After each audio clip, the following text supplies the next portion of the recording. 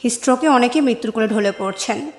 চিকিৎসাশাস্ত্র অনুযায়ী প্রচণ্ড গরম আবহাওয়ায় শরীরের তাপ নিয়ন্ত্রণ ক্ষমতা নষ্ট হয়ে শরীরের তাপমাত্রা 105 ডিগ্রি ফারেনহাইট ছাড়িয়ে গেলে তাকে হিটস্ট্রোক বলে।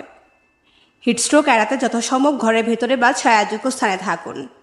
পানির সঙ্গে সঙ্গে লবণযুক্ত পানীয় যেমন খাবার, স্যালাইন, ফলের রস, লাচ্ছি ইত্যাদিও পান করতে পারেন।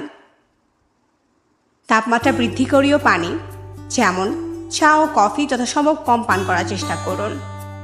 গরমে প্রচুর পরিমাণে সবজি খেতে পারেন।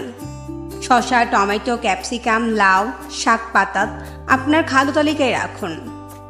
গ্রীষ্মের অতিরিক্ত গরমে ঘামাচির সমস্যা বাড়ে।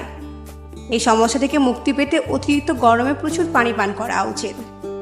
প্রতিদিন কমপক্ষে 2 বার গোসল করা প্রয়োজন। প্রতিদিন অন্তত 1 বার গোসলের সময় সাবান মাখতে হবে। ভিটামিন সি সমৃদ্ধ খাবার খেতে হবে প্রচুর পরিমাণে।